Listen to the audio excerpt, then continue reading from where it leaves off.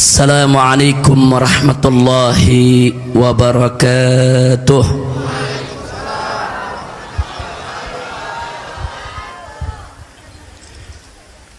Bismillah walhamdulillah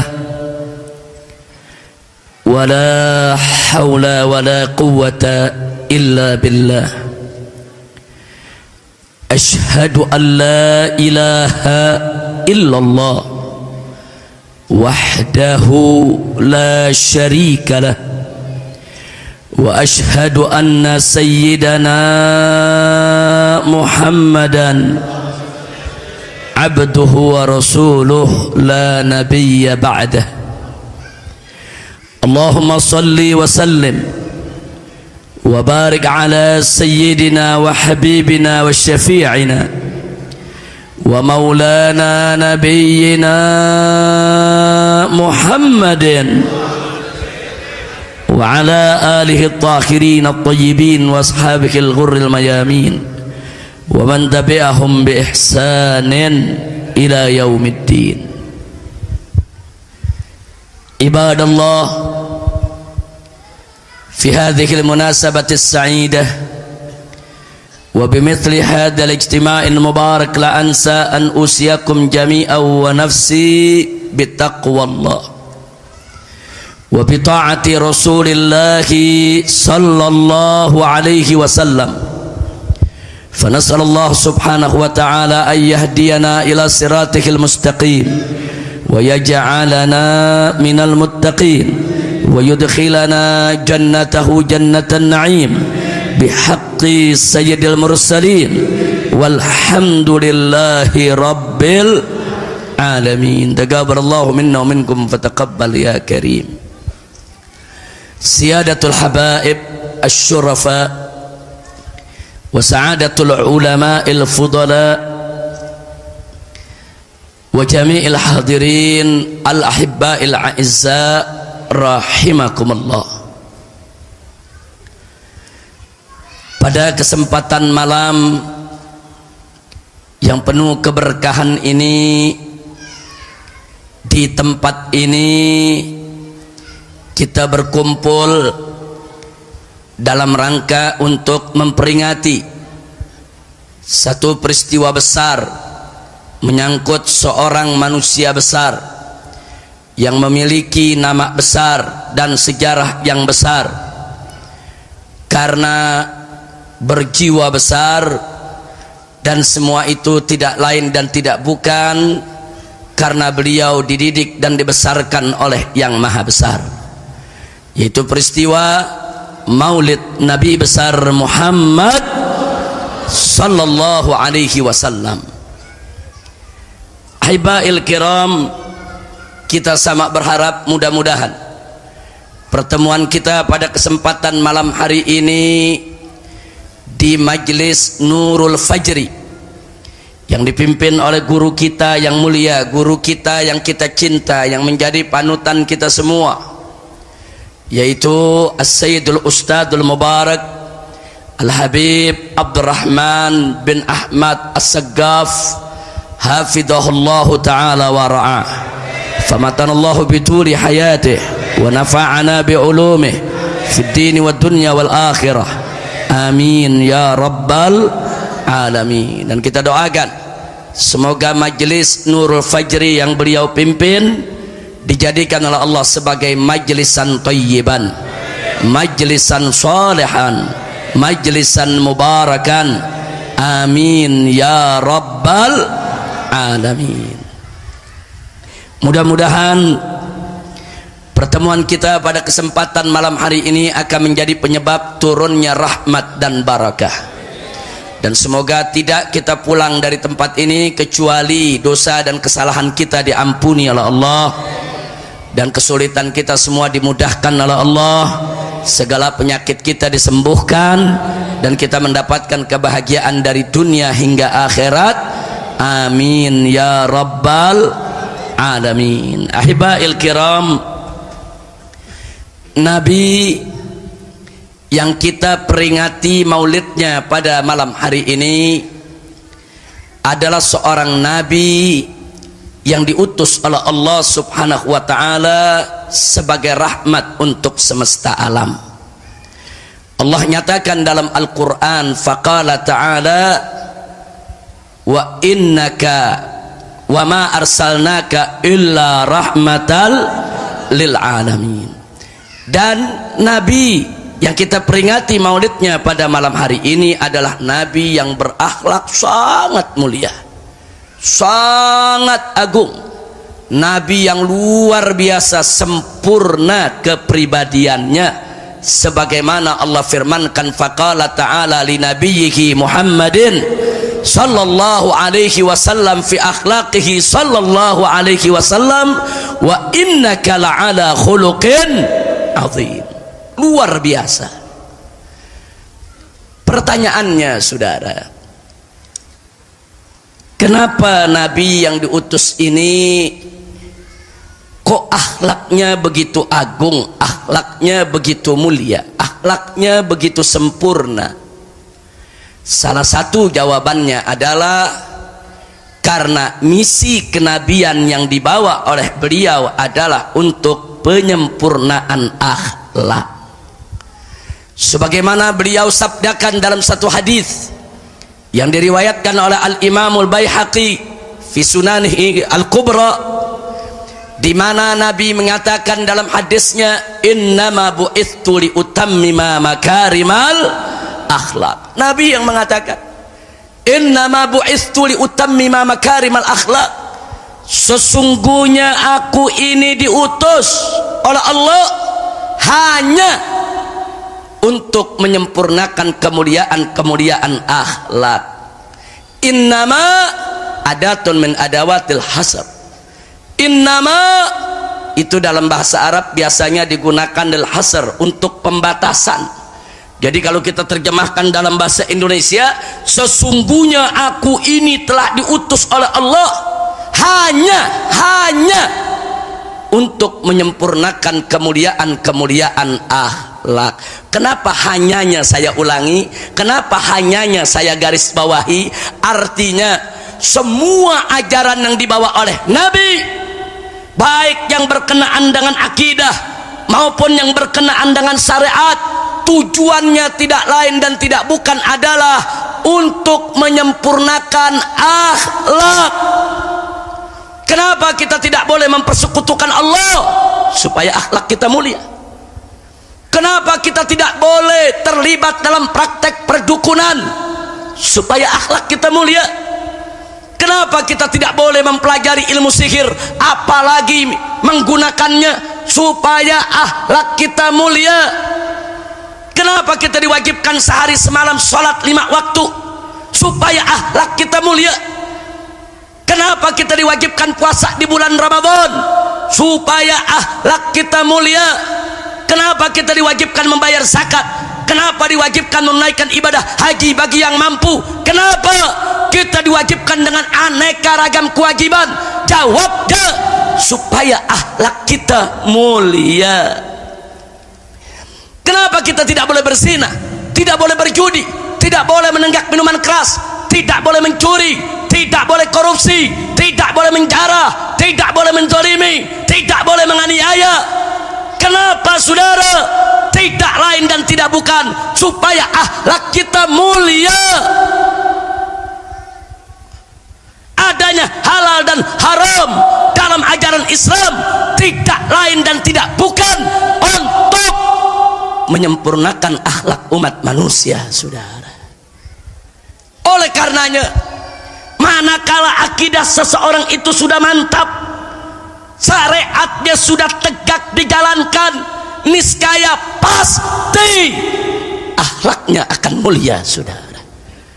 Dusta kalau ada orang mengaku akidahnya kuat, dusta kalau ada orang mengaku sebagai pejuang syariat, kalau ternyata akhlaknya rusak, akhlaknya bejat, dusta. Kenapa kita katakan dusta, saudara? Karena akhlak adalah cerminan.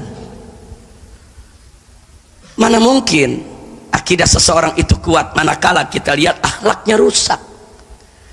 Mana mungkin dia menjadi seorang pejuang syariat, penegak syariat, manakala akhlaknya bejat? Nggak mungkin, saudara. Makanya suatu ketika mari kita lihat Nabi kita tercinta Sayyiduna Muhammad sallallahu alaihi wasallam ditanya oleh seorang sahabat. Sahabat ini mengabarkan kepada Nabi. Apa katanya? Ya Rasulullah, wahai Rasulullah, inna fulana tasuman nahara wa taquman laila walakinnaha tu'zi kiranaha bilisaniha. Wahai Rasulullah, ada seorang perempuan rajin puasa di siang hari, rajin bangun malam, sholat di tengah malam hari, luar biasa ibadahnya, sholat malamnya, puasanya. Walakinnaha, akan tetapi perempuan tersebut tu'dzi jiranaha bilisaniha, dia suka mengganggu tetangganya dengan lisannya, saudara. Mulutnya suka mengganggu tetangga, ketus, judes, tetangga dibuat sakit hati, tetangga dibuat tidak nyaman, tetangga dibuat tidak aman dari gangguan lisannya, saudara. Lalu apa jawab Nabi? Nabi mengatakan la khaira fiha, perempuan tersebut la khaira fiha, tidak ada kebaikan dalam dirinya. Masya Allah, saudara, dia sholat, bukan hanya sholat fardu yang 5, sholat malamnya rajin. Dia puasa, bukan hanya puasa Ramadan yang wajib, hampir tiap hari dia puasa. Tapi sholat dan puasanya tadi, saudara, tidak mengantarkan dia kepada akhlak yang baik, tidak membentuk akhlaknya, tidak menyempurnakan akhlaknya, tidak memuliakan akhlaknya. Nabi mengatakan la khaira fiha, tidak ada kebaikan dalam dirinya. Kenapa? Sebab sholat dan puasanya tidak mampu menghijrahkan dia dari sifat yang tidak baik kepada sifat yang baik, saudara. Karena itu hati-hati soal akhlak, saudara. Akhlak ini punya kedudukan luar biasa dalam syariat Islam. Jadi kalau kita mau tahu, saudara, akidah kita kuat atau tidak, kalau kita mau tahu syariat kita udah bener jalannya atau belum, lihatlah kita punya akhlak. Jangan nilai akhlak orang, berkaca, kita nilai akhlak kita sendiri, saudara. Kalau kita tidak punya akhlak, maka berarti ada yang nggak beres dengan akidah kita, ada yang nggak beres dengan syariat kita, saudara. Karena kalau akidah dan syariatnya beres, niscaya akhlaknya pasti mulia. Alhamdulillah. Kira-kira jelas tidak? Jelas tidak?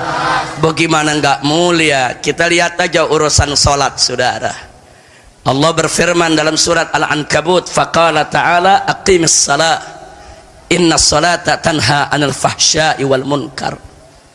Allah yang menyatakan dalam Al-Quran, tegakkanlah sholat, sesungguhnya sholat itu mencegah daripada perbuatan keji dan munkar. Firman Allah tidak mungkin meleset, firman Allah tidak mungkin salah, firman Allah pasti benar, mustahil salah, saudara. Kalau Allah sudah menyatakan sholat itu mencegah dari perbuatan keji dan munkar, pasti benar, mutlak benar, mustahil salah, saudara. Terus muncul pertanyaan, lalu bagaimana kalau ada orang sholat tapi maksiatnya giat? Sholat 5 waktu tapi maksiatnya getol, kok sholatnya nggak mencegah dia dari perbuatan keji dan munkar? Sholatnya rajin 5 waktu tapi maksiat jalan terus. Ini bagaimana sinkronisasinya dengan firman Allah tadi, saudara? Firman Allah nggak mungkin salah, firman Allah pasti benar, mutlak benar, mustahil salah. Lalu bagaimana kalau kita sholat tapi maksiat tetap giat? berarti ada yang nggak beres dalam sholat kita, saudara. Bukan firman Allah yang salah, bukan ayat Al-Quran yang salah, ada yang nggak beres dalam kita melaksanakan sholat. Introspeksi diri, periksa sholat kita di mana tidak beresnya, saudara. Karena manakala sholat dilaksanakan lengkap syaratnya, sempurna rukunnya, ikhlas niatnya, khusyuk pelaksanaannya, niscaya pasti akan menjadi benteng dari perbuatan keji dan munkar, saudara. Enggak mudah dia berbuat munkar, enggak mudah dia berbuat maksiat. Sekalipun orang yang rajin sholat, suatu ketika jatuh ke lembah dosa, dia akan segera bertaubat, dia akan segera takut kepada Allah. Kenapa? Sholatnya menjadi benteng dia, sudah. Nah, jadi kalau dia rajin sholat, maksiatnya giat, periksa. Coba periksa, ada apa di sholat? Oh, salah satu rukun sholat baca surat Al-Fatihah. Periksa surat Al-Fatihahnya, udah benar apa belum bacaannya? Minta dikoreksi sama guru kita. Jamaah Majelis Taklim Nurul Fajri minta dikoreksi sama Habib Abdurrahman. Habib, bacaan kami udah benar belum nih? Makharijul hurufnya, tajwidnya, panjang pendeknya, periksa. Kalau ternyata Fatihah kita tidak betul, pantas sholatnya tidak jadi benteng, saudara. Maaf Pak Bu ya, banyak di antara kita karena surat Al-Fatihah sering kita dengar dari kecil, apal tanpa ngelihat, apal karena ngedengar. Nah, sekali-kali koreksi bacaan kita dengan lihat mushaf Al-Quran, udah bener belum bacaan kita, sambil perdengarkan ke ustadz kita, udah bener belum cara bacanya. Kalau ternyata sudah betul, sudah bagus, periksa lagi yang lainnya. Kan rukun sholat banyak, saudara, periksa satu persatu. Oh, kalau dia punya rukun sudah sempurna, jangan lupa periksa syaratnya. Salah satu syarat sholat kan harus suci dari hadas kecil dan hadas besar, saudara. Salah satu syarat sholat kan kita mesti punya wudhu, saudara. Periksa dong wudhunya. Wudhunya udah bener apa belum? Kalau wudhunya belum bener, pantas sholatnya belum bisa jadi benteng. Oh, wudhunya sudah bagus, kalau begitu periksa wudhunya dengan apa? Oh, wudhunya dengan air. Airnya bagaimana? Oh, airnya suci, mensucikan, bersih. Ngambilnya dari mana? Dari sumur dalam tanah. Ngambilnya pakai apa? Pakai mesin air. Mesin airnya pakai tenaga apa? Tenaga listrik. Listriknya dari mana? Boleh nyolong. Ya pantes. Kadang-kadang kita nggak teliti, saudara. Pantes sholatnya tidak jadi benteng. Periksa. Mau menghadap Allah, periksa baju yang kita pakai, periksa ini kita punya badan ini tumbuh dari gizi yang halal atau haram, periksa. Innallaha thayyibun la yaqbalu illa thayyib. Allah itu thayyib, nggak nerima kecuali yang thayyib, saudara. Allah nggak terima amalan yang dicampur aduk dengan yang haram, saudara. Nah, saya tidak katakan sholatnya tidak sah, enggak, bukan perkara soal sholatnya sah atau tidak, tapi sholatnya tadi tidak mampu menjadi benteng dari perbuatan keji dan munkar. Maka itu saya mau tanya semua di sini siap jaga sholatnya, siap sempurnakan sholatnya. Takbir, sallu ala nabi, Allahumma salli wa sallim alaihi wa ala alihi. Nah, jadi saudara, itu baru satu contoh. Sholat benteng dari perbuatan keji dan munkar. Makanya kalau orang sholat, dia jauh dari perbuatan keji dan munkar. Kalau jauh dari perbuatan keji dan munkar, maka akhlaknya akan mulia. Kita puasa, untuk apa puasa? Karena Allah nyatakan dalam Al-Quran, la'allakum tattaqun, supaya kamu makin bertakwa, makin indah takwanya kepada Allah. Jadi orang kalau takwanya udah indah kepada Allah, niscaya akhlaknya juga akan mulia. Kira-kira jelas tidak? Jelas tidak? Jelas tidak? Siap jaga akhlak? Betul. Alhamdulillah. Saudara, Saya ingin berikan catatan penting. Akhlak itu di atas hukum, saudara. Sekali lagi, akhlak itu di atas hukum. Tapi jangan salah paham. Bukan berarti hukum harus ditinggal untuk menyempurnakan akhlak. Pura-pura menyempurnakan akhlak, dia tidak menegakkan hukum. Mustahil. Yang dimaksud akhlak di atas hukum ialah karena akhlak itu adalah bentuk penegakan hukum dengan cara yang lebih sempurna. Manakala hukum ditegakkan dengan cara yang lebih sempurna, itu yang disebut akhlak, saudara. Supaya lebih jelas, saya kasih beberapa contoh, saudara. Mau contoh? Betul? Perhatikan baik-baik, saudara. Ada seorang bapak manggil anaknya, nak, ambilin bapak handuk ya, tuh digantung. Si anak ambil tuh handuk. Begitu dapat, pak yang ini, iya. Terus gimana nih pak? Udah lempar cepet, lempar tuh handuk. Tuh anak disuruh lempar, dia lempar ke muka babenya. Gua lempar, saudara. Saya mau tanya, jawab semua yang kompak. Siapa yang suruh lempar? Siapa yang suruh lempar? Siapa yang suruh lempar? Si anak ngelempar. Berarti si anak nurut gak? Jujur, si anak nurut gak? Patuh gak? Taat gak? Tapi bagus tapi jelek? Lah kok jelek sih? Kan taat, kan nurut, saudara. Hati-hati tuh, saudara. Ada lagi anak yang satu, nak, lempar itu handuk. Ini anak nggak mau ngelempar. Dia lari, dia datang ke bapaknya, dia kasih dengan penuh penghormatan. Ini pak handuknya. Sepintas lalu kelihatannya itu anak nurut perintah gak? Enggak. Disuruh lempar dia nggak lempar. Nurut gak? Taat gak? Tapi jelek apa bagus? Lah kok nggak taat bagus? Bu, paham bu ya? Nah ini kita urai, saudara. Apa sih tujuan perintah? Nak lempar, itu ada perintah. Apa tujuan perintah? Tujuan perintah adalah bagaimana handuk tadi sampai di tangan bapaknya, saudara. Bagaimana si bapak menerima handuk, itu tujuan perintah. Waktu dia lempar, tujuan tercapai. Waktu dia lari, dia berikan dengan hormat, tujuan tercapai tidak? Tercapai juga, saudara. Manakala tujuan tercapai, berarti dia sudah taat perintah.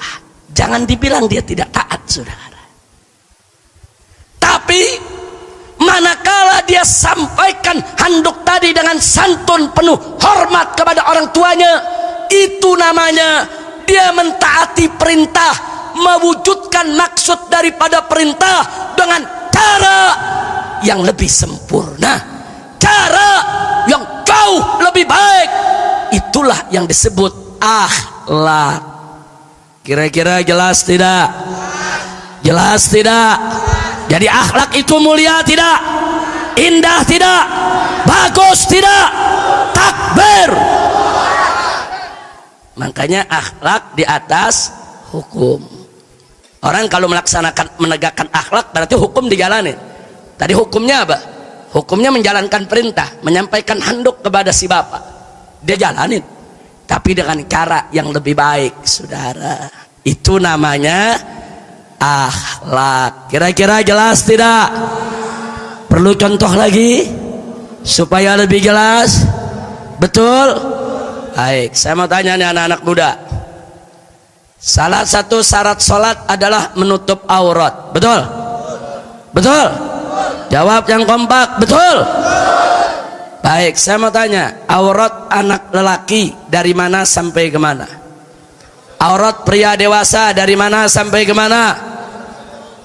Dari pusar sampai ke lutut. Betul? Betul. Kalau dari pusar sampai ke lutut tertutup dalam sholat, berarti auratnya sudah tertutup. Betul? Berarti sholatnya sah tidak? Ada anak muda, saudara. Nah, ini anak muda begitu mau sholat, dia ambil sehelai kain, dia pakai, saudara, dia tutup dari pusar sampai ke lutut, dadanya kelihatan, ketek terbuka. Waktu dia takbir, saudara, tuh bulu ketek kayak sarang gonggo. Saya mau tanya jujur, saudara, auratnya udah ketutup belum? Secara hukum sah tidak sholatnya? Sah. Secara akhlak kurang ajar. Kecuali kalau dia terpaksa, saudara. Kalau dia tidak punya pakaian lagi, saudara. Tapi kalau dia punya pakaian yang bagus, pakaian yang lebih indah, saudara, dia sholat menghadap Allah dengan cara seperti itu, kurang ajar.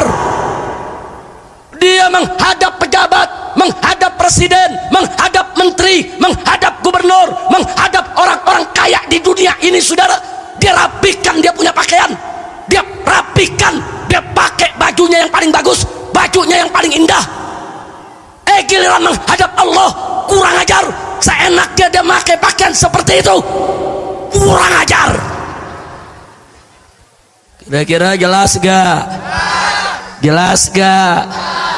Tapi saya mau tanya, kalau dia sholat, dia ambil bajunya yang paling bagus, yang paling bersih, saudara, yang terbaik, dia tampil di hadapan Allah dengan penampilannya yang paling bagus, auratnya tertutup, sholatnya sah gak? Akhlaknya terjaga, sholatnya berkah gak? Itu yang disebut akhlak. Jadi akhlak itu, saudara, pelaksanaan hukum atau penegakan hukum syar'i dengan cara yang lebih sempurna, yang lebih baik, yang lebih berakhlak, itu yang disebut akhlak. Kira-kira jelas tidak? Paham semua? Mau contoh lagi? Ente mau contoh melulu? Memang makin banyak contoh makin jelas. Betul? Kita kalau dikasih rumus matematika sama guru atau rumus fisika sama guru, contoh satu kadang-kadang masih nggak nyambung. Tapi kalau banyak contoh lama-lama nyambung, saudara. Betul? Betul? Mau contoh lagi? Saya berikan contoh lagi, saudara. Nabi mengajarkan kalau mau baca Al-Quran, bersiwak, bersihin tuh mulut giginya biar bersih, mulutnya nggak bau, baca Quran. Makanya bersiwak sebelum membaca Al-Quran hukumnya sunnah. Sunnah. Nah, saya mau tanya, kalau ada orang habis makan jengkol, mulut bau, udah nggak pakai sikat gigi, nggak pakai kumur, main baca Quran, saudara. Saya mau tanya, dosa gak? Enggak. Karena bersiwak tadi bukannya wajib, tapi sunnah. Tapi saya mau tanya, baca Quran mulut bau jengkol, akhlak gak? Sikat gigi yang bersih, ini yang kita mau baca, firman Allah, kalamullah. Nggak boleh kita sembarangan, saudara. Makanya dalam madhab al-Imam Asy-Syafi'i radhiyallahu ta'ala anhu ditegaskan, saudara, saking memuliakannya Al-Quran, sampai pegang mushaf Al-Quran mesti ada wudhu, saudara. Sampai orang yang hadas kecil, saudara, apalagi hadas besar, nggak boleh memegang mushaf Al-Quran yang hadas besar, dan tidak boleh membaca ayat suci Al-Quran. Kenapa? Saking mulianya Al-Quran. Terlepas dari perbedaan pendapat antar madhab, saudara, terlepas dari perbedaan, masing-masing punya dalil. Tapi kalau bicara akhlak, memang mesti begitu baca Al-Quran. Baca Al-Quran, ambil wudhu dulu, bersihkan diri kita, saudara. Setelah itu bersihkan juga mulut kita dari bau-bau yang tidak sedap. Duduk yang rapi menghadap kiblat, dan mushaf letakkan di tempat yang lebih tinggi dari dengkul kita, saudara. Jangan anak-anak muda sekarang, saya lihat saudara sebagian ada bikin pengajian tafsir Al-Quran, Al-Qurannya dia taruh di bawah dengkulnya. Akhlak di mana? Akhlak saudara, duduk bersilah di depannya di atas karpet ditaruh Al-Quran, dengkulnya lebih tinggi dari Al-Quran, kurang ajar. Saudara, ini Al-Quran, isinya adalah kalam Allah, firman Allah yang maha suci, maha agung, berakhlak. Jadi nggak boleh sembarangan, saudara. Kira-kira jelas tidak? Jadi saya nggak memasuk ke perbedaan pendapatnya, enggak. Saya memasuk ke akhlaknya. Walaupun anda punya keyakinan, nggak punya wudhu, nggak apa-apa megang mushaf Al-Quran. Tapi alangkah baiknya kalau anda tetap menghormati mushaf Al-Quran, ambil wudhu dulu sebelum menyentuhnya. Akhlak, ambil aja pelajaran. Sampai mulut bau aja Nabi nggak kasih baca Quran, jangan dulu, bersihin dulu mulutnya. Bagaimana kalau badan kotor? Bagaimana kalau badan junub, ngepet, belum mandi, mau megang mushaf? Jangan, saudara. Yang bersih, yang akhlak, saudara. Ini Al-Quranul Karim. Kira-kira jelas tidak? Jelas tidak? Jadi kalau anda baca Al-Quran, saudara, siap bersuci, siap membersihkan mulut, takbir. Kira-kira jelas gak? Mau contoh lagi? Oh, bisa sampai subuh nih. Nggak apa-apa sampai subuh. Betul. Ente sampai subuh, aneh pulang. Ente pikir layar tancap. Lanjut. Baik. Rukun nikah ada 5. Ada pengantin laki, ada pengantin perempuan, ada wali. Salah satu wali yang paling utama adalah ayah kandung daripada pengantin perempuan, saudara. Kemudian ada 2 orang saksi yang adil, dan yang kelima ada sighah, akad, ijab dan qabul. Saya mau tanya, ada anak muda umur 17 tahun jatuh cinta sama seorang wanita, dilamar, dikawinkan, lengkap rukunnya, saudara. Mahar dia bayar semua, syarat dia penuhi, saudara. Lengkap rukun yang 5, udah dinikahin. Ada walinya, ada pengantinnya, ada saudara saksi-saksinya, bahkan ada penghulu, saudara. Saya tanya, nikahnya sah gak? Secara hukum sah gak? Sah gak? Tapi ada problem, si anak muda nggak ngelapor sama babenya. Bapak sama ibunya nggak tahu dia kawin, saudara. Bukan bapak ibu yang perempuan, bapak ibu dia. Dia merasa dia anak muda, lelaki. Karena, saudara, yang namanya ibunya si lelaki, pengantin laki, bapaknya pengantin laki, bukan syarat nikah, bukan rukun nikah. Nikahnya tetap sah, sudah sah. Secara hukum sah, tapi secara akhlak kurang ajar. Lo bagaimana nggak kurang ajar, saudara?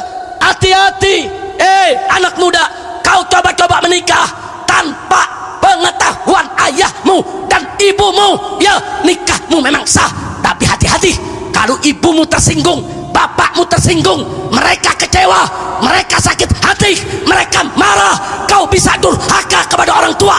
Uququl walidain, dosa besar. Buat apa perkawinan walaupun sah kalau dosa besar? Enggak berkah, saudara.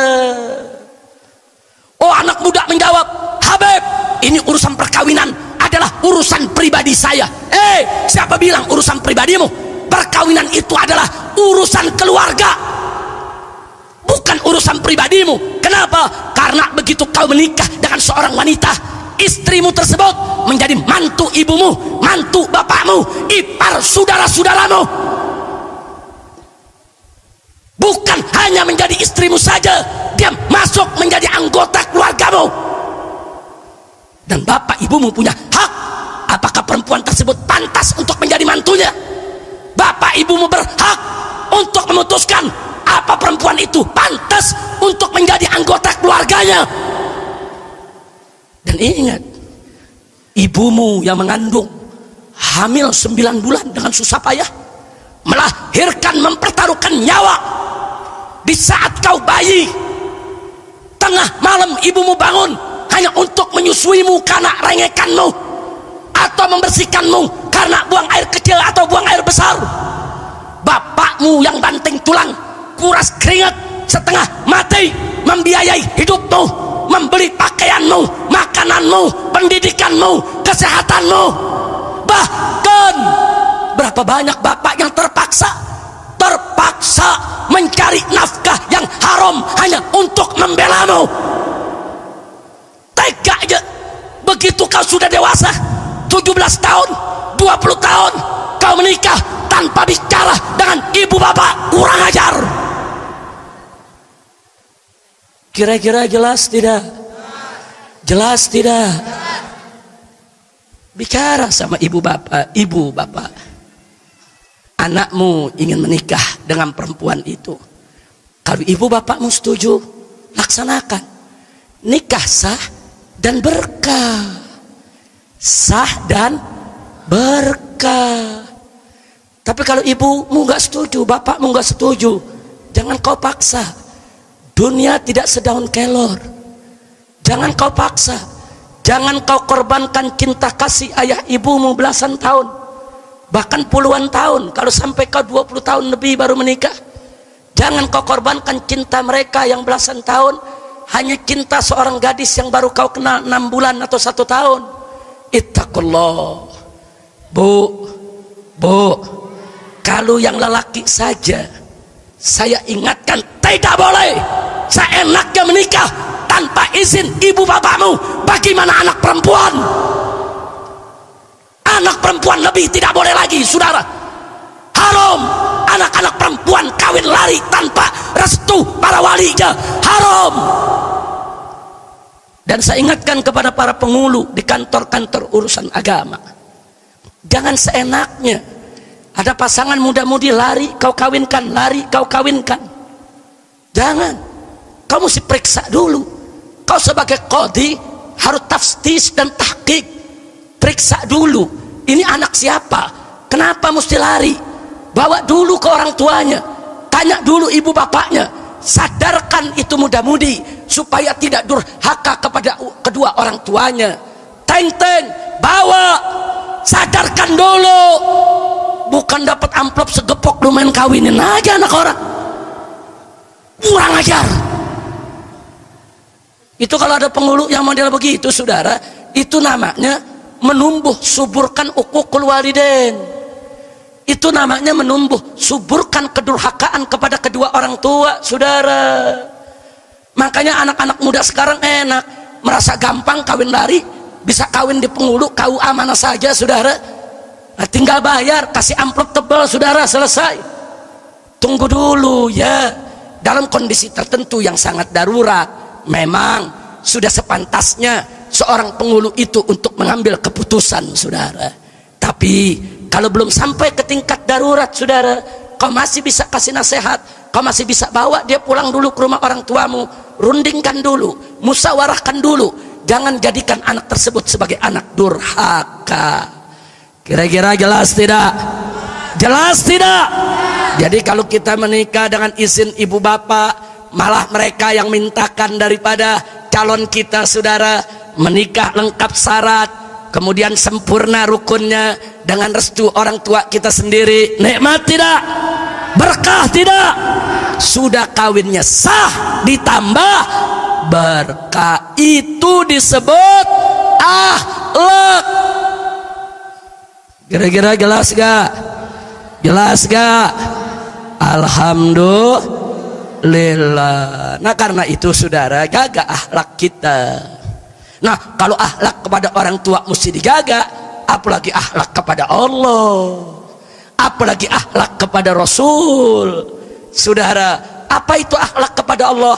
Laksanakan segala perintahnya, tinggalkan segala larangannya, semata-mata hanya untuk mengharap ridhonya. Kalau suatu ketika sengaja atau tidak sengaja kita terjerumus dalam dosa, istighfar, mohon ampun kepada Allah, akui kalau itu dosa, tunjukkan penyesalan, minta ampun, itu namanya akhlak. Jangan sudah berbuat dosa, saudara, dia merasa dirinya benar, nggak ada penyesalan, nggak ada taubat kepada Allah, bahkan dia bangga dengan maksiat, kurang ajar. Saya kasih contoh, saudara. Ini tayangan-tayangan TV makin hari makin biadab, makin tidak punya akhlak. Coba Anda lihat, saudara, berapa banyak artis di TV yang bangga kalau mereka kumpul kebo. Saya mau tanya, kumpul kebo itu halal atau haram? Halal atau haram? Itu dosanya kecil atau besar? Dia bangga, dia kumpul kebo, dia bangga. Saya kumpul kebo sama bintang film yang anu, goblok. Ada gak yang begitu? Ada gak yang begitu? Malah diunjukin anaknya, ini dia nih, anak hasil kumpul kebo. Dia tunjuk anak hasil zinahnya, perbuatan haram dadahnya, saudara. Tidak punya akhlak, adimul akhlak. Di mana akhlak bangsa ini, saudara? Dipertontonkan hal-hal yang tidak berakhlak. Insya Allah dia bangga memaksiat, bangga, saudara. Kumpul kebo bangga, udah kumpul kebo kayak pahlawan. Inna lillahi wa inna ilaihi raji'un. Maka itu saya tanya, ngawur tidak? Saya mau tanya, orang-orang macam itu punya akhlak tidak? Punya akhlak tidak? Jadi udah berbuat dosa, bukan tobat, dia bangga. Dia tunjukin, kita ini bukan nabi, kita tidak maksum. Betul, kita juga punya dosa, saudara. Banyak dosa kita, tapi akui kalau itu dosa, akui di hadapan Allah. Ya Rabb, aku berdosa. Ya Allah, betapa banyaknya dosa yang aku lakukan. Akui. Astagfirullah, aku mohon ampun kepada Engkau ya Allah. Akui. Kalau kita masih mengakui itu dosa, itu namanya kita masih punya akhlak. Dan ingat, saudara, termasuk akhlak kepada Allah, kalau kita membaca kalimat-kalimat yang mengandung nama Allah, bacalah dengan penuh ta'zim, dengan penuh pengagungan, dengan penuh takdis, dengan penuh pensucian. Makanya kalau kita baca tasbih subhanallah, baca dengan akhlak. Baca takbir Allahu Akbar, silakan dengan suara yang tegas, yang keras, tapi berakhlak. Jangan bacanya kayak ngegonggong anjing, jangan bacanya kayak ngobrol maling. Gak boleh, saudara. Jangan kita takbir mengundang orang tertawa, gak boleh. Begitu juga dalam membaca amin, hati-hati. Kita saat membaca amin, apa artinya? Kabulkanlah ya Allah. Ini kadang-kadang anak muda nih, Ustadz lagi baca doa, dia pengen buru-buru selesai. Kadang-kadang di belakang dia teriak amin, amin, amin. Ada gak yang begitu? Ada gak yang begitu? Kurang ajar. Itu namanya kurang. Nggak boleh, saudara. Apa dia mau meledek Allah, memperolok-olok Allah? Hati-hati, saudara. Nggak boleh. Dalam baca amin ada akhlak, dalam baca takbir ada akhlak. Silakan baca takbir yang sekuat tenaga, tapi berakhlak. Baca dari hati yang paling dalam, baca dengan penuh pengagungan kepada Allah, bukan baca untuk mengolok, memperolok-olok, saudara. Kira-kira jelas tidak? Jelas tidak? Takbir, baca Allahu Akbar, penuh semangat. Jangan Allahu Akbarnya kayak orang ngeledek, kayak orang lagi neriakin maling. Bagaimana, saudara? Jangan. Baca yang menggugah, baca yang bisa menggetarkan hati, saudara. Insya Allah. Begitu juga kepada Nabi Sayyiduna Muhammad Sallallahu Alaihi Wasallam. Saudara, pada Nabi juga mesti jaga akhlak. Bagaimana jaga akhlak kepada Nabi? Segala ajaran Nabi kerjakan, larangannya tinggalkan. Kan Allah berfirman dalam Al-Quran, faqala ta'ala fi kitabikil aziz, wa ma atakumur rasulu fakhudhuhu wa ma nahakum anhu fantahu. Sadaqallahul azim. Allah yang nyatakan dalam Al-Quran, Apa saja yang Rasulullah Sallallahu Alaihi Wasallam berikan kepada kamu, ambil, amalkan, kerjakan, laksanakan. Dan apa-apa yang Nabi larang, stop, tinggalkan, jangan coba-coba dikerjakan. Itu akhlak kepada Nabi. Termasuk akhlak kepada Nabi, kalau nyebut nama Nabi jangan sembarangan, saudara.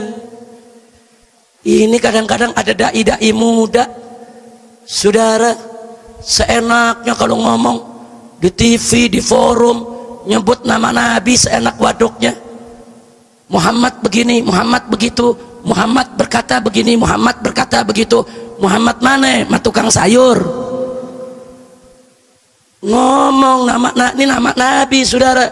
Sebut Nabi Muhammad, Sayyiduna Muhammad, Habibuna Muhammad, atau sebut Rasulullah. Jangan seenak menyebut Muhammad, Muhammad, Muhammad, saudara.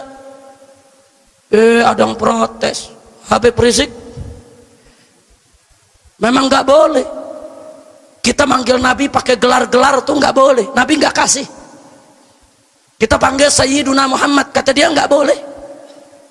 Loh, kenapa nggak boleh? Kata dia bid'ah. Bid'ah itu sesat, sesat itu masuk neraka. Kalau gitu Habib Rizik mengajarkan kesesatan. Wow. Jawab jangan. Jawab jangan. Kapan jawabnya? Udah malam. Kapan jawabnya? Udah malam. Nggak apa-apa. Ibu udah izin suami, Bu, sampai malam. Semua sampai malam. Betul? Mau hujan? Nggak apa-apa hujan-hujanan. Lu hujanan gua nggak mau. Panjang nih, Beb. Nggak apa-apa dijawab. Betul? Oh, diprotes media, nggak boleh manggil Nabi pakai Sayyidina. Udah gitu apa dia bilang? Ada hadisnya. Nabi bersabda, kata dia nih, la tusayyiduni, jangan kau sayyidkan aku, jangan panggil aku sayyidi atau sayyiduna, haram, bid'ah, musyrik, masuk neraka. Jawab jangan. Jawab jangan. Saudara, ini yang ngomong begini lucu. Dia anti bid'ah tapi hadisnya palsu. Kan lucu, saudara. Anti bid'ah, hadis lu palsu, Paul. Enggak ada hadis ratu sayyiduni, saudara. Dalam bahasa Arab tidak ada kata sayyada yusayyidu. Kalaupun ada, mestinya sawada yusawwidu, la tusawwiduni. Udah bikin hadis palsu, ketangkep basah, salah lagi. Ini dia nih, saudara. Teriaknya anti bid'ah pakai hadis palsu. Ya, ada kebon. Saya mau tanya, hadis palsu boleh dipakai gak? Jawab yang kompak. Hadis palsu boleh dipakai gak? Hadis palsu boleh dipakai tidak? Haram.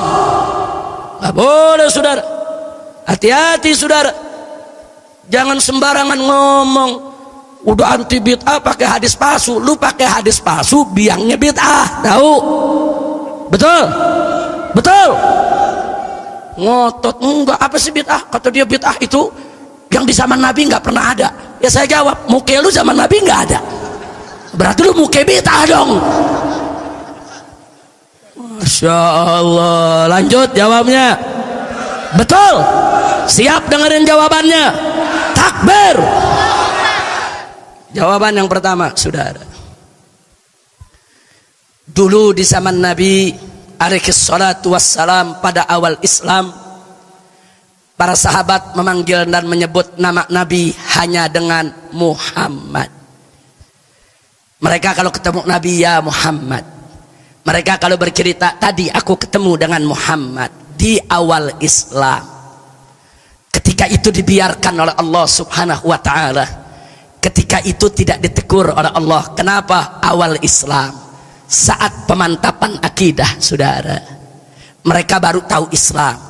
Begitu iman mereka sudah kuat, akidah mereka sudah mantap, mereka sudah paham tentang kedudukan kita punya Nabi, baru ditegur oleh Allah. Saudara, silakan buka surat An-Nur ayat 63. Allah turunkan firman-Nya untuk Nabi dan para sahabat, juga untuk segenap umat Islam, di mana Allah firmankan, faqala azza wa jal, la taj'alu du'a ar-rasuli bainakum ka du'ai ba'dikum ba'dha. Sadaqallahul azim. Luar biasa. Allah menyatakan dalam ayat tadi, umat Islam, jangan sekali-kali kalian menjadikan panggilan Nabi, panggilan Rasul, sebutan nama Nabi di antara kalian seperti sebagian kalian memanggil sebagian yang lainnya. Kalau di antara kalian suka manggil sesama kalian hanya nama saja, untuk Nabi tidak boleh, dilarang oleh Allah. Saudara, sejak ayat itu turun, para sahabat nggak berani manggil Nabi nama lagi. Saudara, sejak itu kalau mereka ketemu Nabi, mereka panggil ya Rasulullah, ya Nabi Allah. Nggak berani, saudara. Dan kalau mereka bercerita tentang Nabi, mereka akan mengatakan, tadi aku ketemu Rasulullah, tadi aku ketemu Nabi Allah. Nggak berani mengatakan aku ketemu Muhammad. Tidak. Allah ajarkan akhlak kepada para sahabat. Bagaimana cara manggil Nabi, saudara? Itu namanya akhlak. Kira-kira jelas tidak? Jelas tidak? Nah, berarti saudara, ayat ini melarang kita manggil Nabi dengan nama. Berarti manggil Nabi harus penuh hormat. Saya mau tanya, kalau manggil Nabi Habibuna, hormat tidak? Sayyiduna, hormat tidak? Imamuna, hormat tidak? Ya, semua panggilan yang penuh penghormatan buat Nabi untuk memuliakannya, sepakat ulama ahlus sunnah wal jamaah, boleh kita gunakan, saudara. Kadang-kadang kita dengar bagaimana para ulama membaca Allahumma salli wa sallim ala sayyidina wa habibina wa syafi'ina wa maulana nabiyyina Muhammadin sallallahu alaihi wasallam. Kira-kira jelas tidak? Jelas tidak? Baik. Dalil yang kedua, saudara. Buka Sahihul Bukhari dan Sahih Muslim radhiyallahu taala anhuma wa anna jami'an. Di dalam Sahihul Bukhari dan Sahih Muslim, hadis sahih, bukan hadis palsu, saudara. Hadis sahih. Nabi dengan tegas mengatakan, ana sayyidul qaum, ana sayyidun nas, ana sayyidu waladi Adam. Insyaallah, Nabi yang sebut, saya sayyidnya daripada kaumku, saya sayyidnya umat manusia, saya sayyidnya anak cucu Adam, saya tuannya, saya pemimpinnya, saya sayyidnya. Nabi sebut dirinya sendiri dengan sayyid, saudara. Lah kok tahu-tahu ada makhluk baru nih datang ngomong buat Nabi nggak boleh pakai sayyidina. Kutu onta. Ini Nabi nyebut dirinya dengan sayyid, saudara.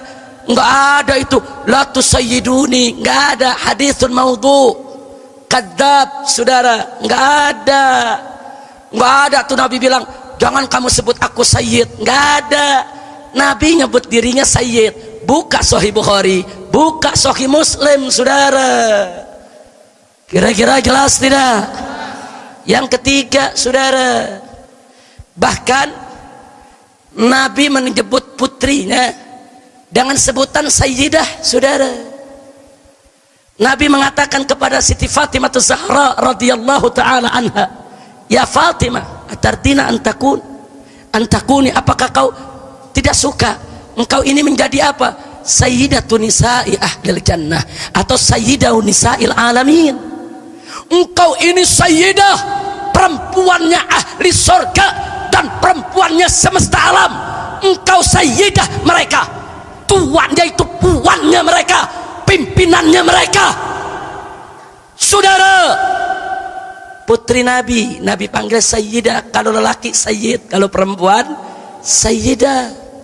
Saya mau tanya, kalau putrinya boleh pakai gelar sayyidah, Kenapa abahnya nggak boleh pakai sayyid? Di mana otak mereka yang mengatakan bid'ah? Saya pikir mereka ada gangguan jiwa, saudara. Udah pakai hadis palsu ngerasa bener, kita dibid'ah-bid'ahin, dikafir-kafirin. Kan gila tuh. Gila tuh. Majnun. Kira-kira jelas gak? Ya bukan, hadis kita sahih, hadis dia palsu. Yang palsu mau nyalain yang sahih, kan gelo.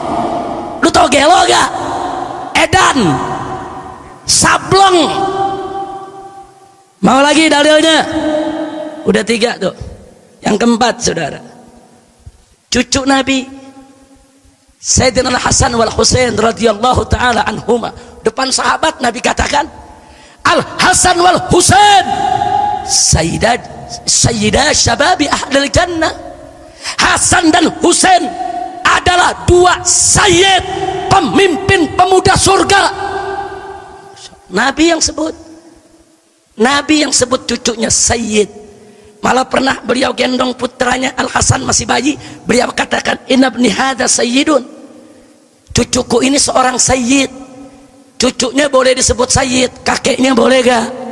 Apalagi mimbabil aula. Kira-kira jelas gak? Yang kelima,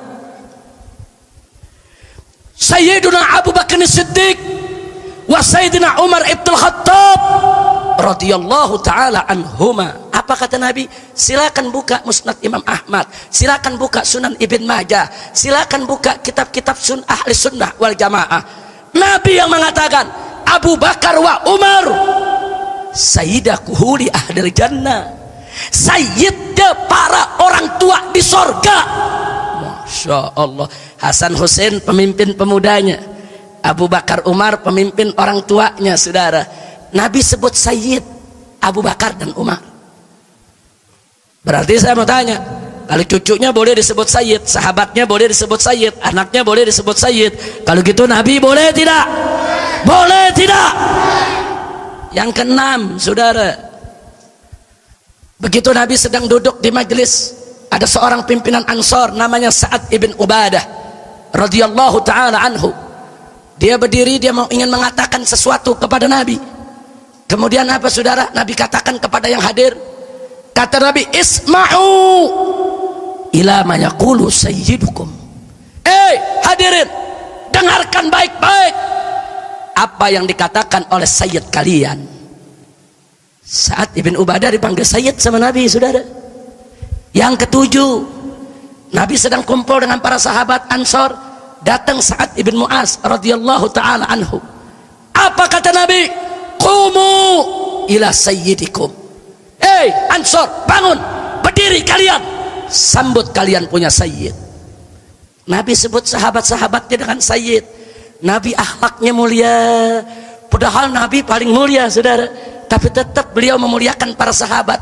Beliau nggak merendahkan sahabat, beliau nggak merekehkan sahabat, beliau panggil sahabatnya dengan sayyid, saudara.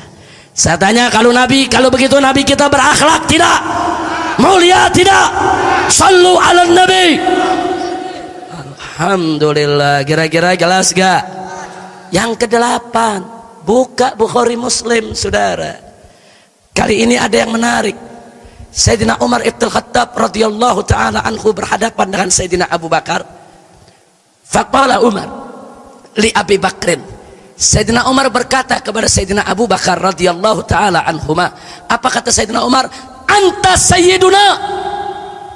Hei Abu Bakar, anta sayyiduna. Engkau adalah sayyiduna, sayyidnya kami, tuannya kami, pemimpinnya kami. Sayyidina Umar nggak ragu manggil sayyiduna kepada Abu Bakar. Yang kesembilan ada lebih menarik. Bilal disebut sayyiduna sama Sayyidina Umar, saudara. Apa kata Sayyidina Umar? Ataqa sayyiduna Abu Bakrin sayyidana. Al-murad bi sayyidana ats-tsani Bilalan. Saudara, apa kata Sayyidina Umar? Ataqa sayyiduna, yaitu sayyid kami, pemimpin kami telah memerdekakan sayyidana, sayyid kami yang lainnya. Maksudnya Bilal. Dulu Bilal dimerdekakan oleh Sayyidina Abu Bakrin. Bilal mantan budak berkulit hitam, saudara, bukan pejabat, bukan orang yang punya kekuasaan tinggi, tetap disebut dengan penuh mulia oleh Sayyidina Umar dengan sebutan Sayyiduna Bilal, saudara. Sallu ala Nabi. Berarti saya mau tanya, berarti akhlak para sahabat tinggi tidak? Mulia tidak? Takbir. Sallu ala Nabi. Allahumma sholli wa sallim alaihi. Udah berapa dalil kita sampein? 1 ayat Quran, yang 8 hadis sahih. Ada makhluk pakai hadis palsu. Kira-kira menang yang mana? Ayo, mau ikut hadis palsu apa sahih? Mau ikut hadis palsu apa Quran? Kalau begitu yang mereka yang mengatakan gak boleh pakai Sayyiduna, ngawur tidak? Ngawur tidak? Mana orangnya? Enaknya udah salah pakai hadis palsu, pakai nyala-nyalain habaib. Habaib salah tuh, kiai-kiai salah tuh, ngajarin umat kesesatan, pala lu bomenyan. Ini kadang-kadang nih orang jenggot selembar, udah sok tahu dianggap ilmunya banyak, jenggot selembar bikin celana kekurangan bahan, pakai ngafir-ngafirin ahlus sunnah. Ngawur tidak? Ngawur tidak? Makanya sekarang saya tanya, setelah ada jawaban begini, saudara, berarti boleh gak manggil Nabi Sayyiduna Muhammad?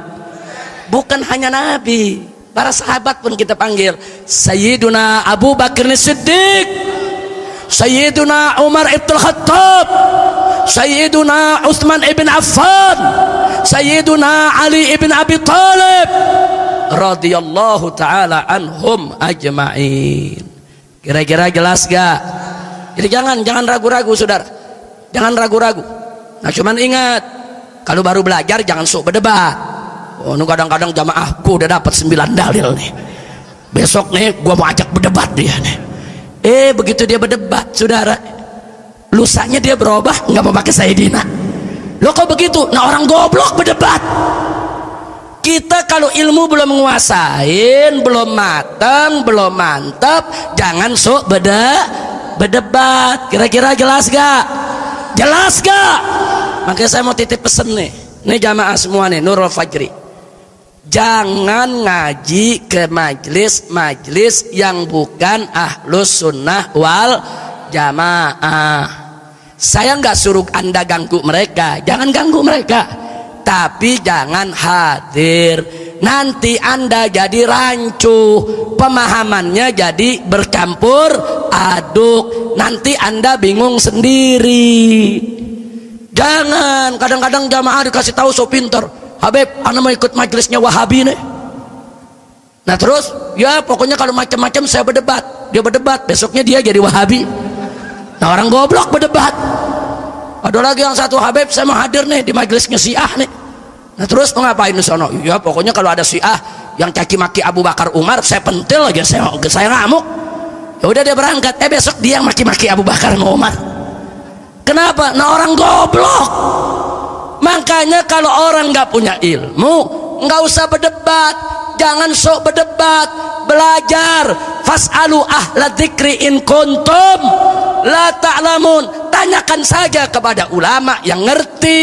Kalau kita tidak tahu, di Nurul Fajri ada Habib Abdurrahman yang mengajar, nggak paham, tanya sama Habib Abdurrahman. Nggak ngerti, tanya kepada Habib Abdurrahman, saudara.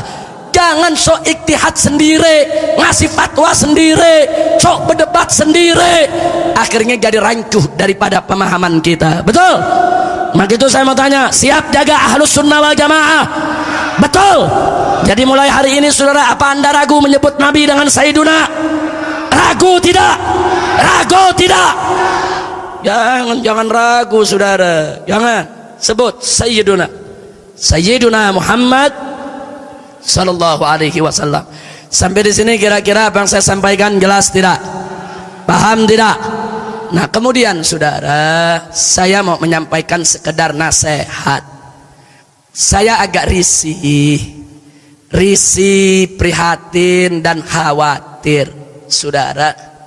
Di mana-mana negeri umat Islam ini diadu, perang di mana-mana.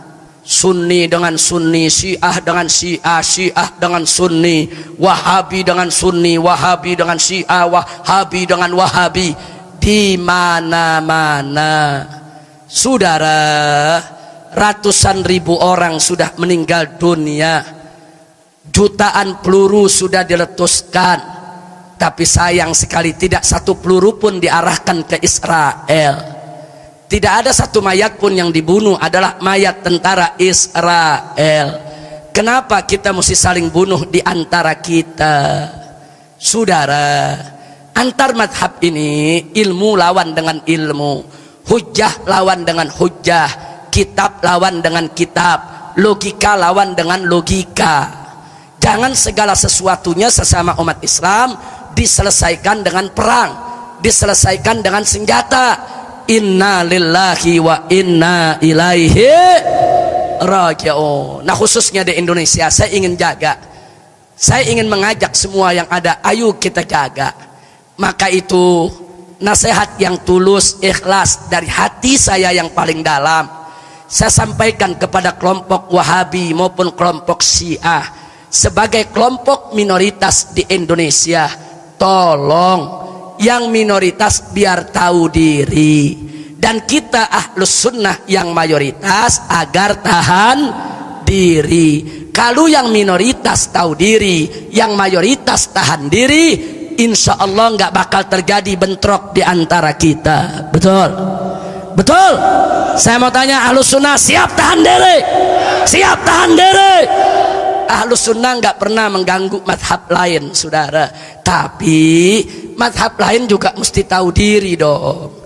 Hei Wahabi, kami tidak paksa kau keluar dari Wahabi. Silakan kau jadi Wahabi, silakan kau jalankan keyakinanmu. Tapi kau tahu diri, ini Indonesia negeri ahlus sunnah, ini negeri Asy'ari Syafi'i. Ada etika-etika yang tidak boleh kau langgar.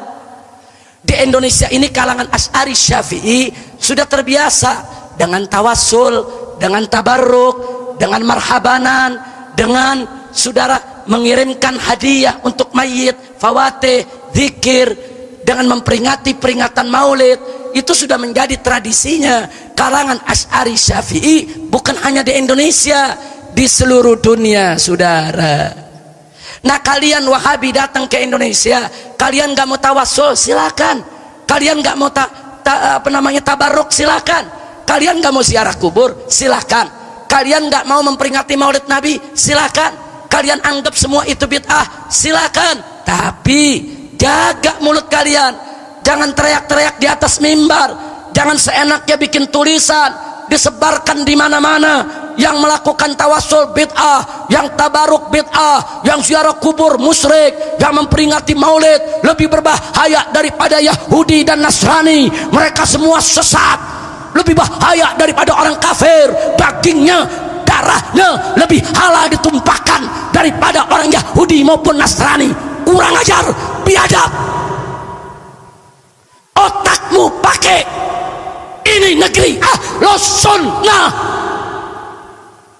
Insya Allah. Sekarang lebih kurang ajar lagi nih, saudara. Kita dari kecil di kalangan Asy'ariyah Syafi'iyah diajarkan oleh orang-orang tua kita, nak, ibu bapak Nabi itu ahlul fatrah, la yuhasab wa la yu'adzab, tidak dihisab, tidak disiksa, nanti masuk surga bersama Nabi. Dari kecil kita diajarin nih kiai kita, sama guru kita, sama muallim kita, karena itu adalah akidah Asy'ariyah, saudara. Sebagaimana disebutkan oleh Al-Imam Suyuti di dalam kitab Masalikul Hunafa. Silakan baca, saudara, lengkap dalilnya. Datang nih makhluk baru yang namanya Wahabi, saudara, teriak di atas mimbar, teriak di televisi dan radio mereka, saudara-saudara, ibu bapak Nabi kafir, musyrik, masuk neraka, kurang ajar. Akhlakmu di mana? Oh, mereka bilang kami punya dalil. Dalil kami lebih kuat daripada kau punya dalil. Andai kata pun kau ngotot dengan kau punya dalil, kau mesti berakhlak, menghargai mayoritas yang ada di sini. Dia nggak hargain kita, saudara. Dia teriak seenak-enaknya. Lebih kurang ajarnya lagi, mereka ngarang buku, saudara, dijual di toko-toko, dibeli sama ibu-ibu dan bapak-bapak kita. Apa mereka bilang dalam buku mereka, saudara? mereka tulis dalam buku mereka bahwa Asy'ari sesat, menyesatkan, kurang ajar. Ini dia saudara, silakan ada buku-buku yang dikarang saudara oleh mereka saudara, menyesatkan Asy'ariyah, kalangan Asy'ariyah. Mereka katakan sesat, menyesatkan, menentang Allah, masuk neraka, kurang ajar. Di tengah-tengah kita mereka berani mengkafirkan kita semua saudara. Kalau Asy'ariyah dikafirkan, berarti NU semua kafir, FPI semua kafir, habaib itu yang ahlus sunnah semua kafir saudara. Muallim Betawi saudara, yang majalisnya majalis sunniyah itu semua kafir saudara. Kurang ajar, ilmu nggak seberapa, main ngafir-ngafirin orang saudara. Ya, selama beberapa tahun ini saudara kami diam, kami biarkan mereka, kami ajak mereka dialog, kami rangkul. Ya, ada wahabi yang moderat, wahabi yang cukup bagus, wahabi yang mau diajak dialog, yang tidak mudah mengkafirkan orang. Dengan mereka kami bisa duduk dialog saudara. Tapi ada wahabi yang ekstrim, seenaknya dia kafirkan ibu bapak Nabi, dia kafirkan kaum Asy'ari semua saudara. Ini negeri ahlus sunnah. Saya mau tanya yang hadir saudara, kalau kita dari kecil diajarkan cinta sama keluarga Nabi, betul, termasuk ibu dan bapak Nabi, betul. Tahu-tahu datang nih wahabi baru di negeri kita kaki maki keluarga Nabi, marah tidak? Masih untung belum disembelih sama Aswaja di jalan saudara. Hati-hati wahabi, kalau anda tidak bisa jaga lisan anda, saya khawatir nanti anda disembelih sama Aswaja di tengah jalan. Hati-hati. Jangan anda pikir kalau Aswaja diam, Aswaja takut. Bukan takut. Kami cinta damai. Kami tidak mau ada keributan. Tapi kalian mesti tahu diri. Jadi warga yang baik. Jangan caci maki orang. Ahlus sunnah tidak pernah caci maki mereka. Betul? Nah begitu saya mau tanya, siap jaga ahlus sunnah? Jawab yang kompak, siap jaga ahlus sunnah, siap bela ahlus sunnah, takbir. Begitu juga Syiah saudara. Ini ada Syiah yang ekstrim. Jadi wahabi ada ekstrim, suka ngafir-ngafirin keluarga Nabi. Syiah juga ada yang ekstrim, suka ngafir-ngafirin sahabat Nabi saudara. Ini Syiah nggak bener. Kalau mau jadi Syiah yang akhlak, yang baik, yang santun, yang sopan, yang tidak ngafir-ngafirin orang. Saya mau tanya sama yang hadir, selama ini kita dari kecil kalau dengar nama sahabat baca apa? Baca apa yang kompak? Sayyiduna Abu Bakar As-Siddiq, Sayyidina Umar Ibn Khattab, Sayyidina Utsman Ibn Affan, Sayyidina Ali Ibn Abi Thalib. Kenapa kita taraddi kepada sahabat? Karena kita cinta. Kenapa kita cinta saudara? Karena jasa mereka luar biasa. Mereka membela Allah, membela Rasulnya, mengorbankan waktu, tenaga, pikiran, harta benda, jiwa raga untuk nabinya. Tahu-tahu sekarang ada seenaknya mencela mereka. Siapa mereka yang ingin menghina Abu Bakar, Umar, yang ingin menghina Utsman dan Ali? Kurang ajar. Siapa kalian? Apa jasamu kepada Islam, kepada Nabi? Nah sekarang saya mau tanya nih yang hadir, kalau anda udah biasa cinta sahabat, tahu-tahu dengar Sayyidina Abu Bakar dicaci maki, marah gak? Sayyidina Umar dicaci maki, marah gak? Kalau dia diamin lama-lama kita ngamuk tidak? Maka itu saya informasikan, hati-hati. Di Nusa Tenggara Barat pesantren Wahabi dibakar oleh masyarakat saudara. Gara-gara apa? Gara-gara dari pondok situ sering mengkafir-kafirkan, menyesatkan amaliyah daripada masyarakat setempat yang notabene Asy'ariyah Syafi'iyah.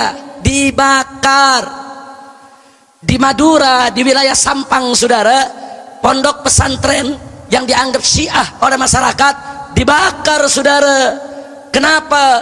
Karena masyarakat mendengar di pondok tersebut ada ustadz-ustadz diundang suka menghina sahabat Nabi, menghina istri Nabi, menghina Sayyidah Aisyah saudara radhiyallahu taala anha.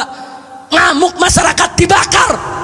Sampai sekarang pengungsinya belum bisa balik ke Madura saudara.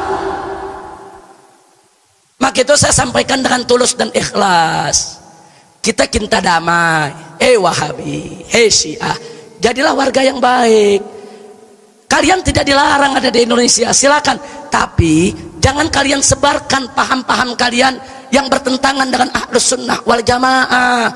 Nanti menjadi fitnah, jadi menjadi sumber konflik. Hati-hati. Kalau anda terus-menerus Wahabi menghina Ahlus Sunnah, Syiah menghina Ahlus Sunnah, jangan salahkan Ahlus Sunnah kalau besok anda diperangi secara fisik oleh mereka. Betul? Saya mau tanya yang ada di sini, apa Ahlus Sunnah takut melawan Wahabi? Apa takut melawan Syiah? Siap jaga aswaja, siap bela Islam, takbir. Tapi saya tanya, kalau Wahabinya tahu diri, nggak pernah caci maki kita, mengkafirkan kita, apa kita ganggu? Kalau Syiahnya tahu diri, dia nggak nyebarin ajarannya di tengah-tengah kita, nggak caci maki sahabat, apa kita ganggu? Ahlus Sunnah nggak suka mengganggu orang, saudara. Dan saya minta semua kerjasama. Yuk mari, khususnya kepada Wahabi dan Syiah. Dan sebagai informasi, saudara, bahwa sejak beberapa tahun yang lalu kami dari Front Pembela Islam sudah mengusulkan kepada pemerintah untuk dibuat undang-undang anti misionaris madhab. Apa maksudnya? Selain madhab Ahlus Sunnah wal Jamaah, Asy'ari, Syafi'i tidak boleh disebarluaskan di Indonesia. Tapi bukan berarti madhab lain nggak boleh ada, bukan. Madhab lain silakan ada di Indonesia, silakan hidup dengan tenang di Indonesia, nggak ada masalah, silakan. Tapi mereka tidak boleh menyebarluaskan ajarannya di tengah masyarakat Ahlus Sunnah. Untuk apa? Lidaf'il fitan, untuk kita mencegah terjadinya konflik. Setuju tidak?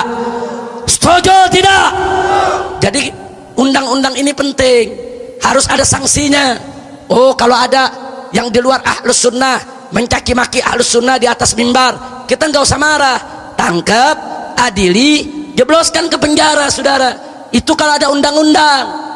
Ada mencaci maki sahabat, kita nggak usah ngamuk, tangkap, adili, jebloskan ke penjara, saudara. Penjara nggak usah lama-lama, 5 tahun, 10 tahun, atau sampai lindung berbulu. Setuju? Setuju? Maksudnya sampai dia tobat, saudara. Jangan lagi mencaci maki Ahlus Sunnah wal Jamaah. Kira-kira setuju tidak? Sebelum saya akhiri, setuju tidak? Takbir. Nah, kenapa ini kami ajukan ke pemerintah? Sebab kalau pemerintah tidak buat undang-undangnya, nanti masyarakat awam aswaja bikin undang-undang sendiri. Pokoknya caci maki sahabat gua sembelih, mau bilang apa? Pokoknya caci maki ibu bapak Nabi gua sembelih, mau bilang apa? Pokoknya yang mengatakan maulid itu bid'ah gua sembelih, mau bilang apa, saudara? Ini Ahlus Sunnah udah ngebelenek, saudara. Dikit-dikit dikafirin, dikit-dikit dikafirin. Mentang-mentang kita diam, dianggap kita takut. Tidak, saudara. Nah, maka itu saya ingatkan, ini negeri Ahlus Sunnah wal Jamaah. Tolong Wahabi dan Syiah tahu diri, saudara. Jangan bikin panas umat Islam. Apalagi liberal, saudara, yang suka menghina Allah, menghina agama, menghina Al-Quran. Hati-hati, hati-hati. Kau tidak hentikan hinaanmu kepada agama, jangan salahkan umat Islam. Kalau besok kau disembelih oleh umat Islam dimanapun kau berada, umat Islam gak takut untuk bela Allah. Betul? Siap bela Allah, siap bela Rasul, siap bela Islam, siap mati syahid di jalan Allah. Takbir, takbir, takbir. Allahu Akbar. Sallu ala Nabi. Allahumma salli wa sallim wa barik alaih. Kira-kira jelas gak? Ini gara-gara saya ngomong begini nih, saya lagi diserang habis-habisan. Yang Wahabi maki-maki saya, yang Syiah juga maki-maki saya. Tapi lucunya yang Wahabi nuduh Habib Rizik itu Syiah, yang Syiah juga nuduh awas Habib Rizik itu Wahabi. Untung belum ada yang bilang saya komunis. Masya Allah. Enggak, kita enggak peduli, saudara. Kita jaga akidah Ahlus Sunnah wal Jamaah. Ahlus Sunnah muhayyid, yang paling netral. Dan Ahlus Sunnah ini, saudara, i'tidal, yaitu yang bersikap adil, tawassut, pertengahan, tawazun, yaitu ada keseimbangan. Ahlus Sunnah min ghairi tafrid wala ifrat. Ahlus Sunnah tidak berlebihan, saudara, dan tidak mengabaikan agama. Alhamdulillah. Nah, karena itu tolong Anda sampaikan, kalau Anda kenal dengan saudara-saudara kita dari kalangan Wahabi atau Syiah, ajak mereka bicara, dudukkan mereka, minta kepada mereka, yang minoritas harus tahu diri dan yang mayoritas harus tahan diri, supaya negeri kita tidak terjadi konflik.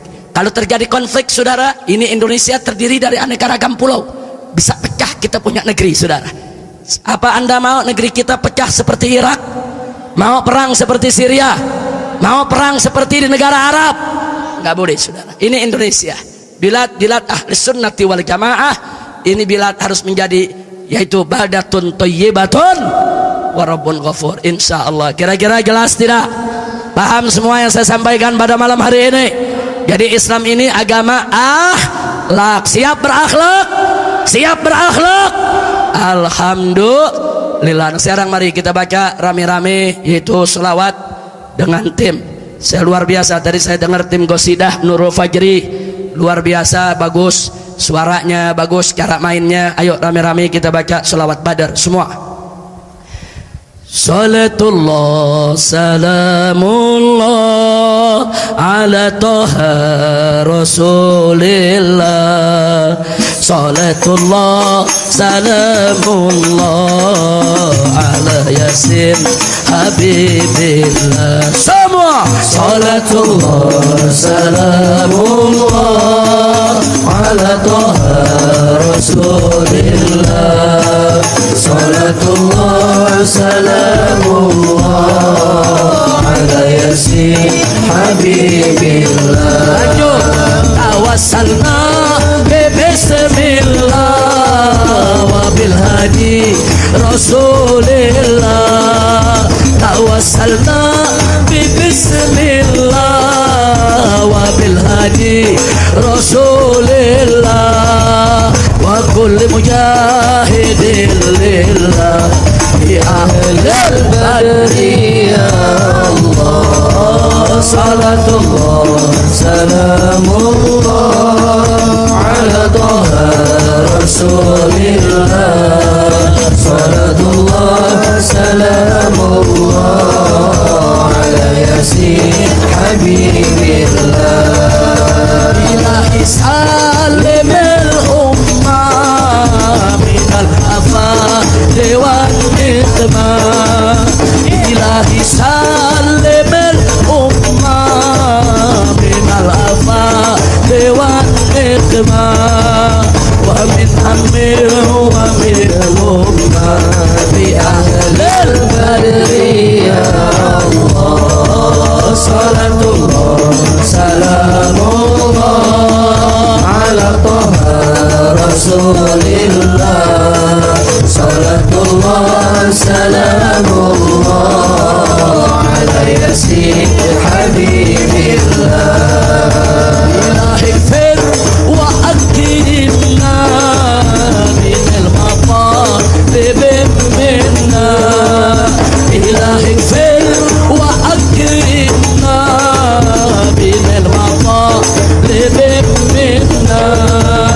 Wa dafin sa'atina bi ahlil badri ya Allah. Salatullah salamullah ala toha rasulillah.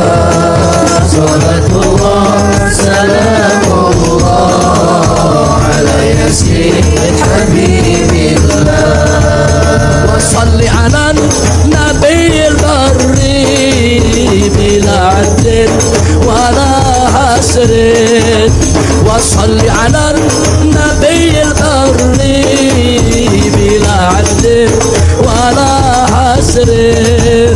Wa ali sadatil ghurri bi ahlil badri ya Allah. Salatullah salamullah ya ghaffar dhunub wa ya sattar al-uyub.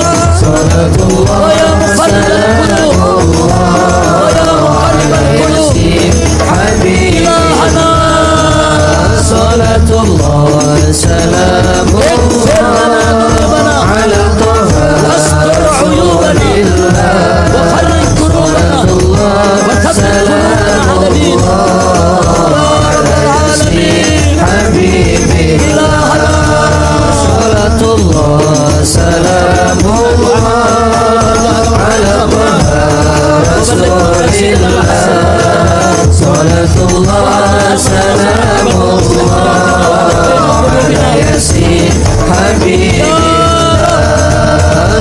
salatullah salamullah ala taha rasulillah salatullah salamullah ala yasin habibillah ala yasin habibillah ala yasin habibillah sallu ala nabi Allahumma salli wa sallim alaihi wa ala alihi. Mudah-mudahan bila gobo. Nah, jadi itu yang bisa saya sampaikan. Jangan ada yang bergerak sebelum ditutup doa oleh guru kita. Di sini juga ada orang tua kita Sayyidil Walid Al-Habib Abdullah bin Ahmad As-Saggaf, orang tua kita semua. Beliau dulu sama-sama dengan saya menjadi mudarris fi Jamiyat Khair, dan beliau orang tua saya, beliau guru saya. Nanti kita mengaminkan doanya, mudah-mudahan gobul. Jadi dari saya cukup sekian. Terima kasih kepada Habib Abdurrahman bin Ahmad As-Saggaf. Kita doakan agar beliau panjang umur, dalam sehat walafiat, dalam taat dan ibadah. Begitu juga Allah berikan keberkahan kepada keluarganya, kepada anak keturunannya, kepada segenap jamaahnya, dan kepada majlis-majlis yang dipimpinnya. Dan kita mohon kepada Allah agar beliau beserta jamaahnya mendapatkan kebahagiaan dari dunia hingga akhirat. Nah, begitu juga semua yang hadir di sini, kita mohon kepada Allah yaitu supaya semua dikuatkan imannya, dimantapkan Islamnya, diindahkan ihsannya, dimuliakan akhlaknya, ditambahkan ilmunya, dimurahkan rizkinya, diberkahi nafkahnya, diangkat penyakitnya, disehatkan badannya, dilunaskan utang piutangnya, dimudahkan kesulitannya, dilapangkan kesempitannya, diharmoniskan rumah tangganya, dikaruniakan anak-anak yang salihin dan salihat, mendapat kebahagiaan dari dunia hingga akhirat. Ala hadhihi niyyah wa likulli niyatin salihah wa ila hadratin nabiyil mustafa sallallahu alaihi wasallam. Al-Fatihah.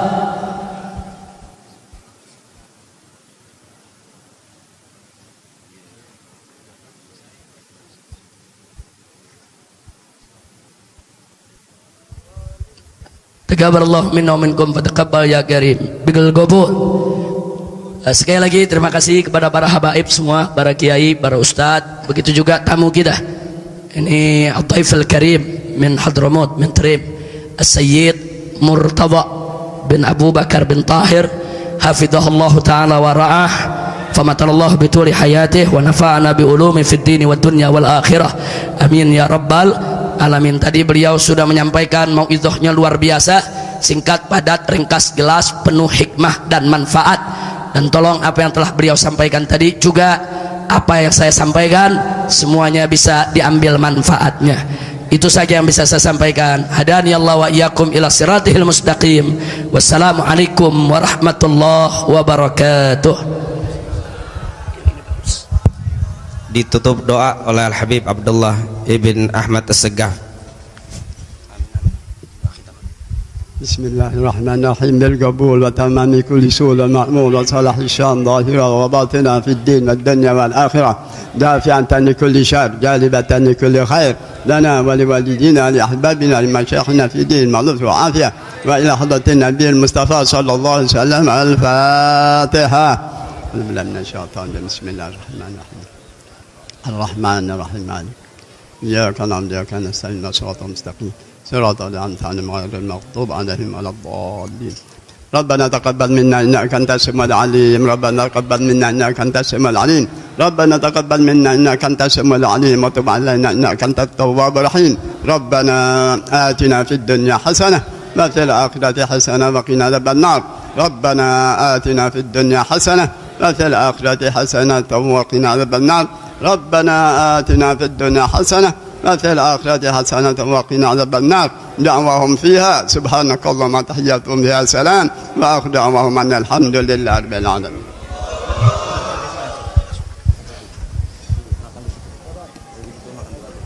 Terima kasih semuanya. Sekali lagi mohon maaf atas kekurangannya dan terima kasih atas kehadirannya. Wassalamualaikum warahmatullahi wabarakatuh. Ya Rasulullah, ya Nabi, laka الشفاعة وهذا مطلبي يا نبي أنت المرتجى يوم الزحام اشفع لنا يا خير الأنام اشفع لنا يا حبيبنا لك شفاعة يا رسول الله يا رسول الله يا نبي لك شفاعة وهذا مطلبي يا نبي أنت المرتجى يوم الزحام اشفع لنا يا خير الأنام اشفع لنا يا حبيبي